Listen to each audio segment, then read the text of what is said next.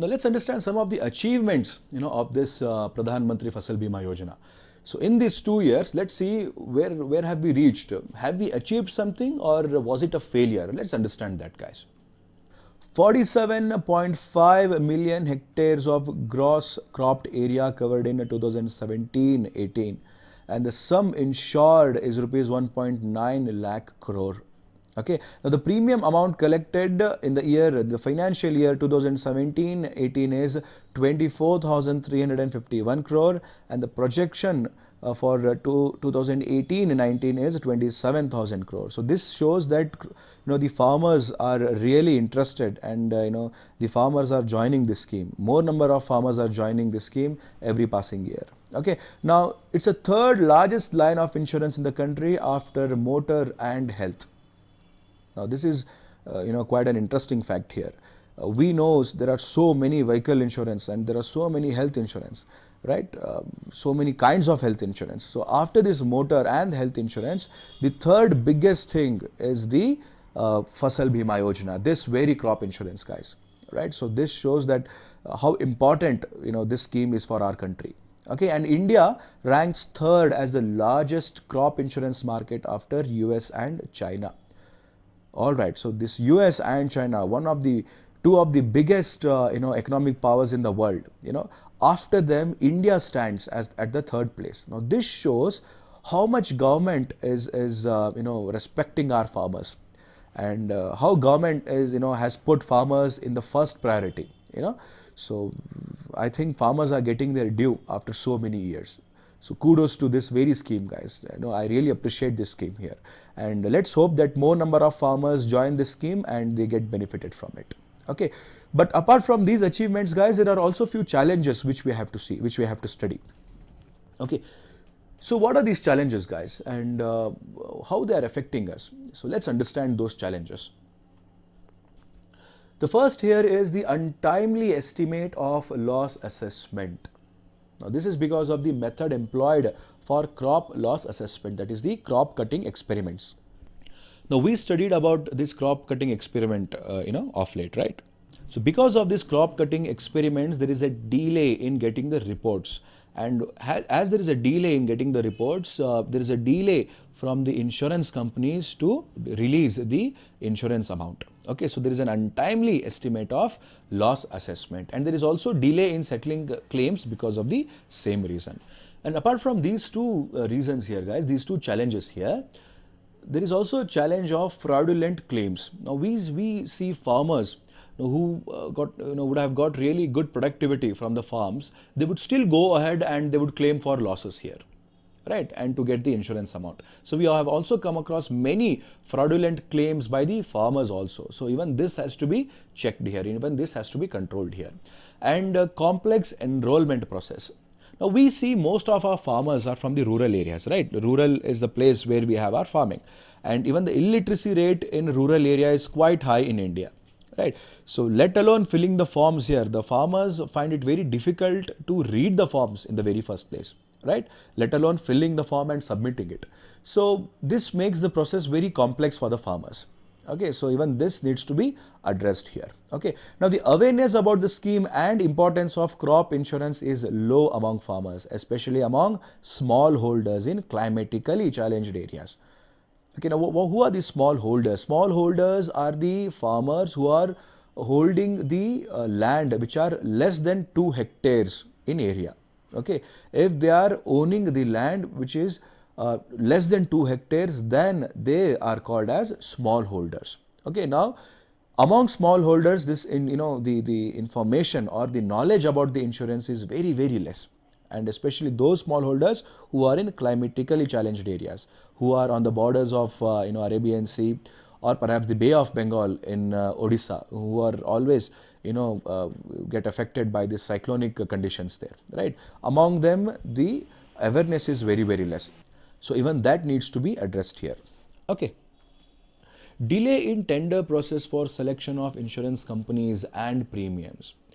Okay, now there is this tender process which goes on, which actually determines that who should be the, which insurance company should take the responsibility here. Okay, now all these insurance companies would bid, and the insurance company which would bid with the very less premium amount will be selected by the government. Let's say for 1 lakh rupees, insurance company A would say that they would want 10,000 rupees as the premium, and company B would say that they want 20,000 rupees as the premium, and let's say that there's a company C which wants 9,000 rupees as the premium. Then company C is selected because they are wanting less premium here. So the bidding takes place. Okay, so in this tender process, the insurance companies are selected, but however there is a delay in tender process. So let's say for a Rabi crop, if the insurance application should start by let's say August or September, then the tender process will itself go till October.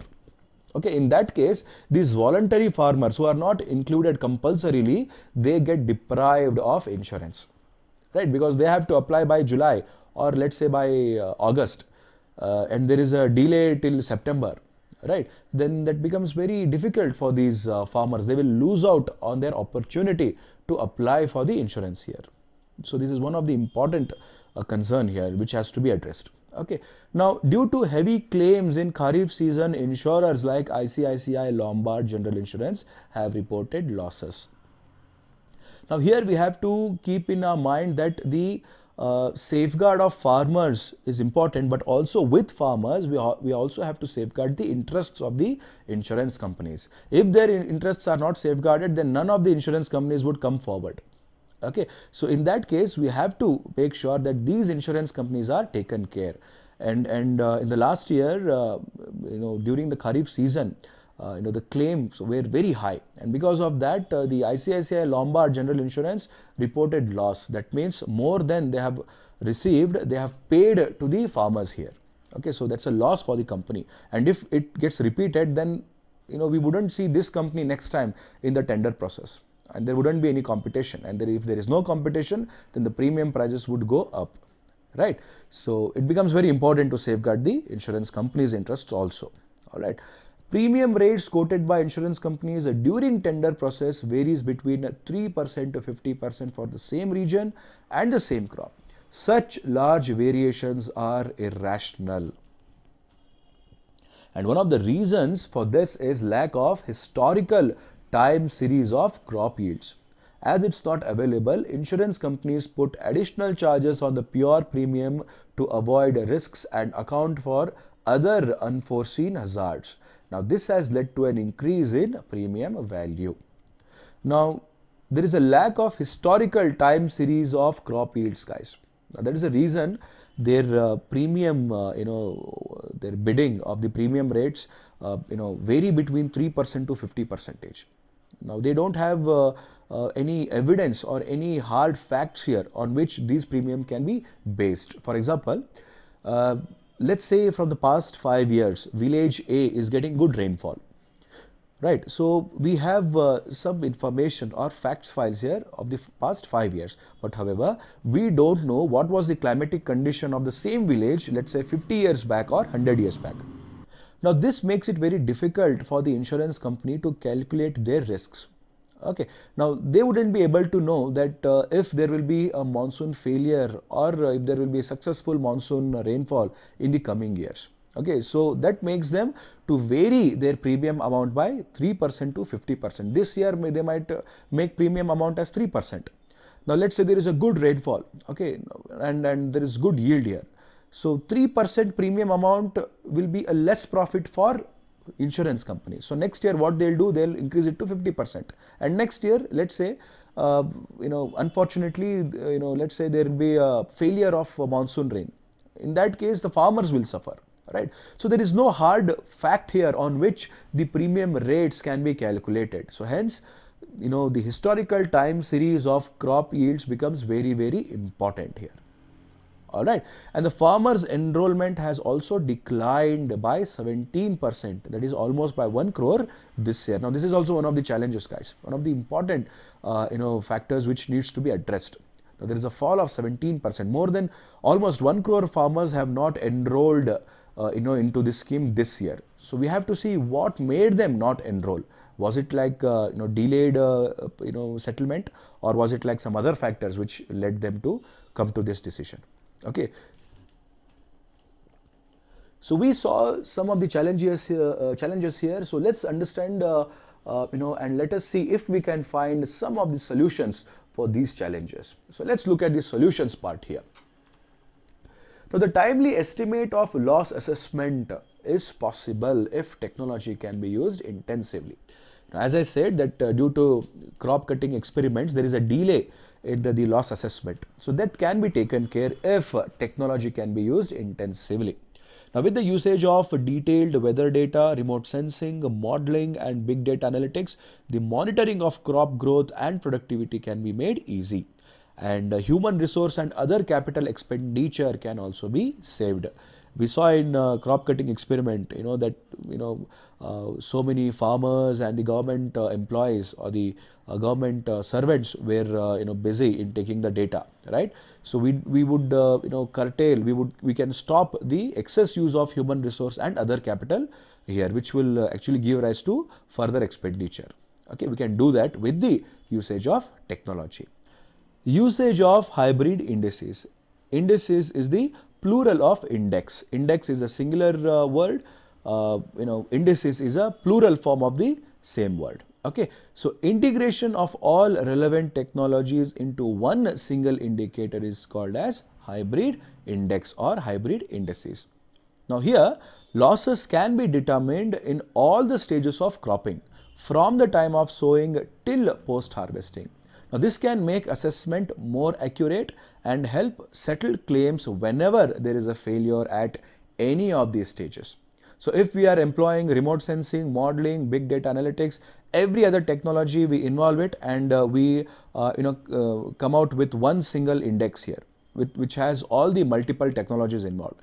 And this one single index will allow us to know whether there was a crop failure during sowing or after sowing, or during harvesting, after harvesting, when exactly the failure occurred. Okay, so we'll have the accurate data here, and based on that data, claims can be settled. Okay. The whole process of monitoring can be made transparent and accessible to farmers, government and insurance agencies through an online portal. So if we have an online portal which has the process or the information of all the data here, then that makes farmers to understand the state or the status of their insurance claim. Now let's say they have applied for the insurance. Okay, now they would know through that portal as in what stage their claim is in and when they will get their money. And at the same time, government will also know, they can know what farmers are doing, right? Whether farmers have already applied or whether they have claimed for the insurance, whether there was a crop failure or not. Okay? Even the government can know that. And the insurance agencies can know whether the government has also made their, subsidy payment or not. Okay, so all the three will be kept informed regarding the functions of all the three involved here. Okay, so it will make it transparent and making it more efficient here. All right. For quicker settlement of claims, the process can be linked to direct benefit transfer. So let's say the account number of the farmer is taken and it is linked with the scheme here. Then if there is a insurance amount released by the insurance company, then that can be directly sent to the farmer to his account.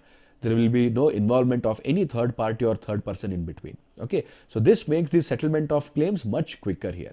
All right, and as per government sources, January 31st, 2019 has been fixed as the deadline for settlement of claims from Kharif in 2017. So whatever losses were suffered in Kharif season of 2017, the settlement of the same has to be done by January 31st of 2019. That's what the government has promised now.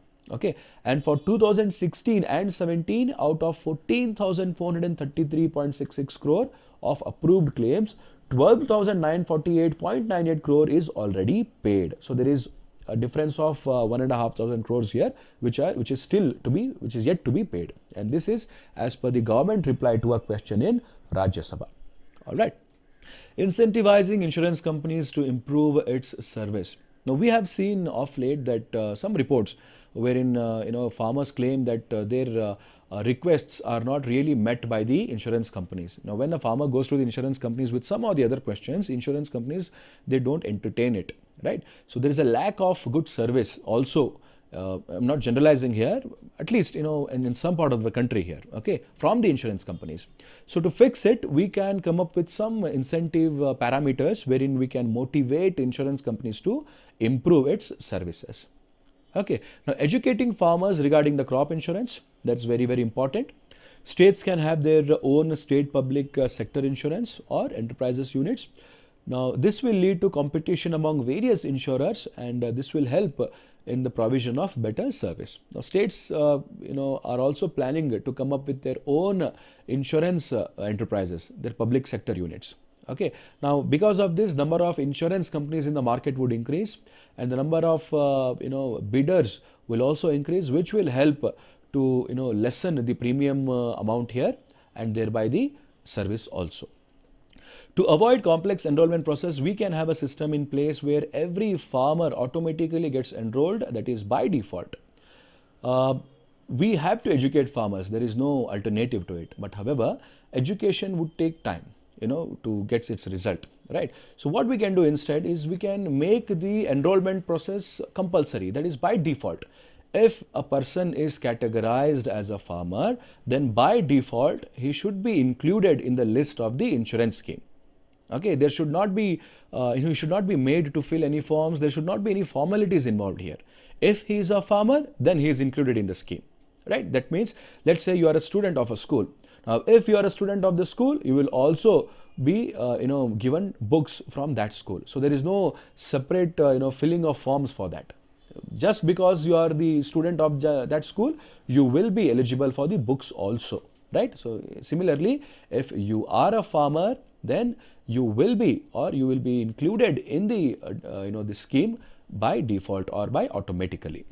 Okay, now this will lead to social protection of every farmer, regardless whether he is literate or illiterate, whether he is aware of the insurance or not, he will be included in it, and his social protection will be taken care. Marginal and small farmers. The small farmers are the one who owns less than 2 hectares, as I said previously. Now, they account for 12 crore out of total 14 crore farmers in the country. My God, this is a very big percentage here. It's more than 85%. So, more than 85% of our farmers in India are marginal or small farmers. And if some farmer is a marginal, or if he is owning lesser land here, then for sure he is living under poverty, and most of them are illiterate. Okay, so these are some of the facts which are entailed with the marginal or the small farmers. So if more than 85% of our farmers are marginal and small farmers, then it becomes very important for us to safeguard their interest, because they are the majority here. All right. So including them in the scheme, as I said, becomes very, very important. And to do that, we can charge perhaps zero premium on these small and marginal farmers and give partial subsidy to large farmers who account for the 15%. Now, this can lead to 100% inclusion. Okay. Now, these marginal farmers and small farmers, they can't afford, right? They are very poor in nature. So what we can do is, instead of asking them to pay 2%, 1.5%, 5%, we can make them, to pay nothing, zero premium. All right. And we can make these big farmers, these rich farmers, instead of paying 2%, they can be made to pay 2.25%. Instead of 1.5%, they can be made to pay 1.75%. Instead of 5%, they can be made to pay, let's say, 5.65 or 5.7%.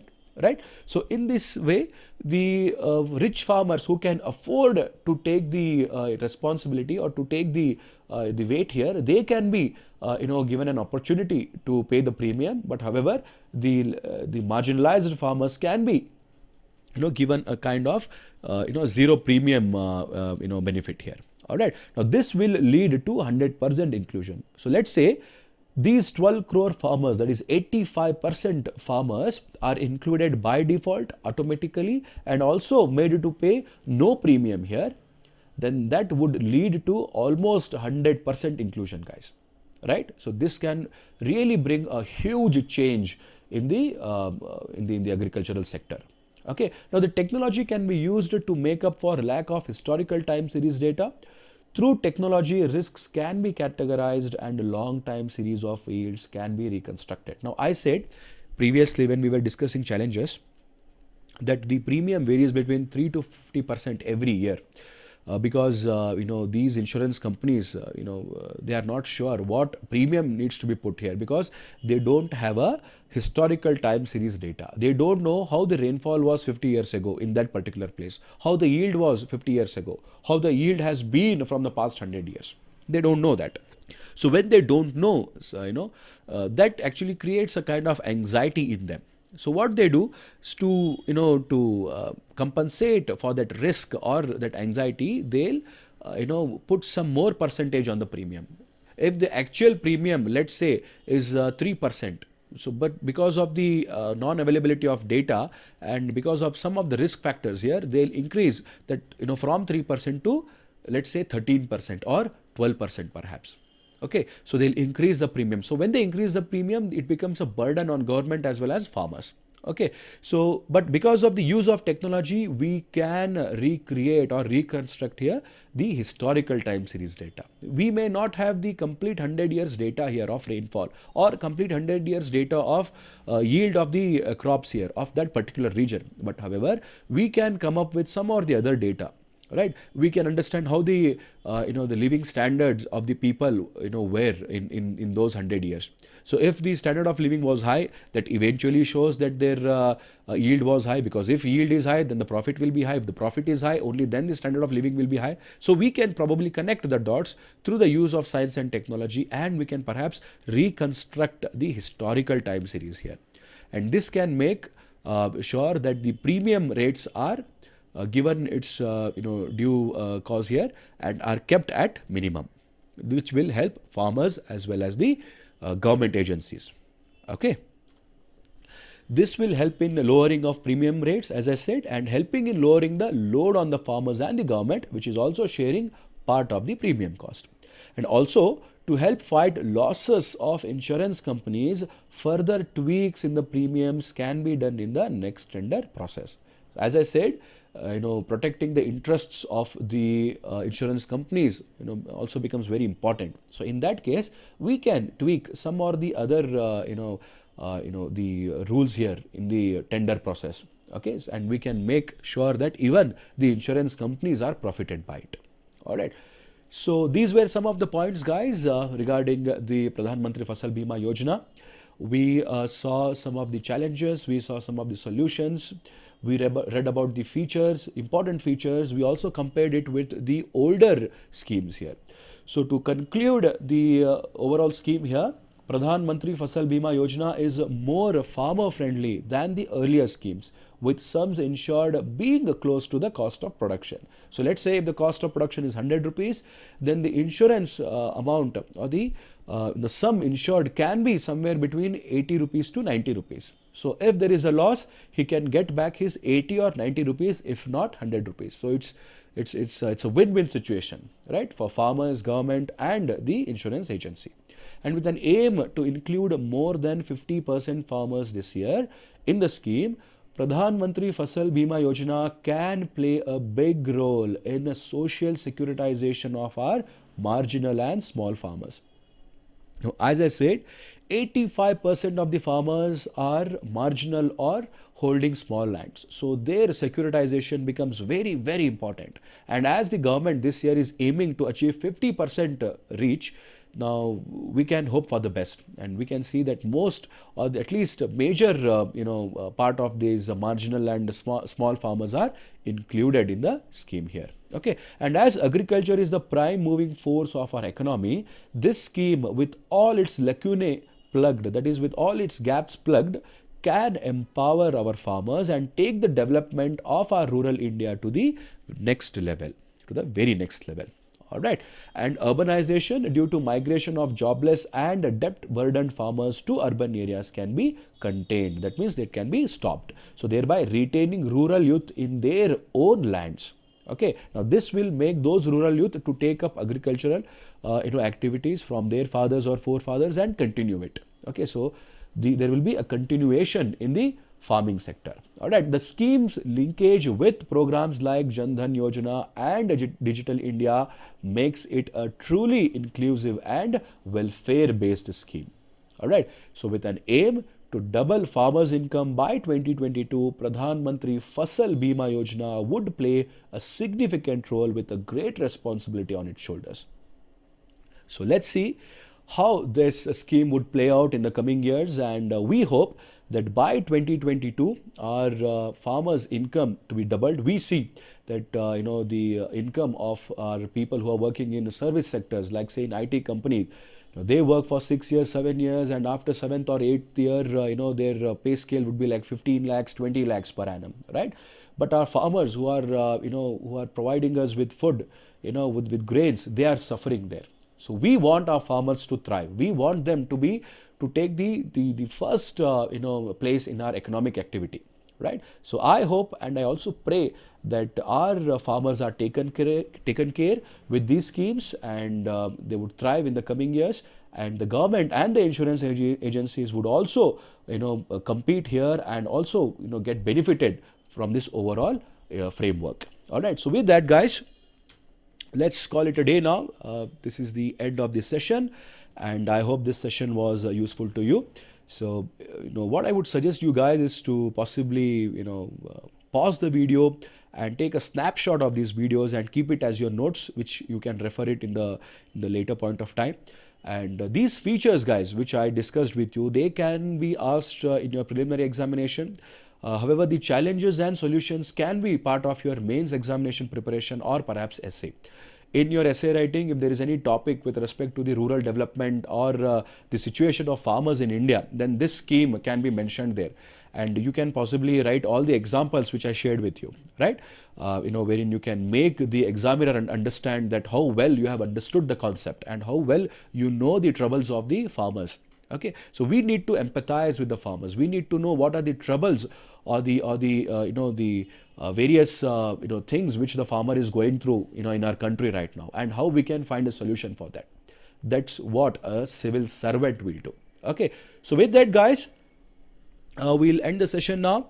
Thanks for watching. Kindly subscribe to the channel if you haven't done that. Comment in the leave the comments in the comment section. If you have any questions, leave the comment in the comment section.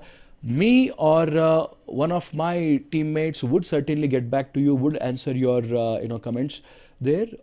If you have liked the video, then hit the like button and share the video with your other friends. Okay, now you can also write to me at Sanjeev IAS prep @gmail.com. Sanjeev IAS prep @gmail.com.